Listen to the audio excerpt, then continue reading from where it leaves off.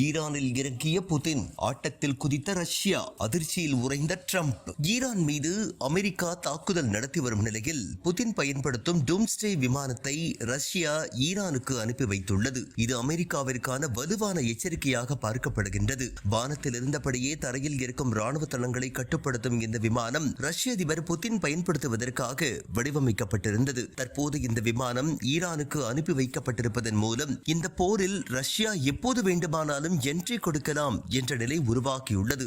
Tu-214PU என்று பெயரிடப்பட்ட இந்த விமானம் நடமாடும் கட்டுப்பாட்டு மையமாகும். ஒருவேளை அணு ஆயுத போர் ஏற்பட்டால் வானத்தில் இந்த விமானத்தில் பறந்து கொண்டே கீழே இருக்கக்கூடிய கட்டுப்பாட்டு மையங்களுக்கு உத்தரவு கொடுக்க முடியும். கீழே டவர் கோபுரங்கள் முற்றிலும் அழிக்கப்பட்டாலும் கூட உடனடியாக நேரடியாக சேட்டலைட் மூலம் கட்டளை பிறப்பிக்க முடியும். எனவே இந்த விமானம் வெளியில் வருகிறது என்றால் பெருசா ஏதோ நடக்க போகுது என்றுதான் அர்த்தம். ரஷ்ய அதிபருக்காக தனி சிறப்பாக உருவாக்கப்பட்ட இந்த விமானம் ஈரானில் லேண்ட் ஆகி இருப்பதை சர்வதேச விமான போக்குவரத்து துறை தகவல்கள் உறுதி செய்திருக்கின்றன.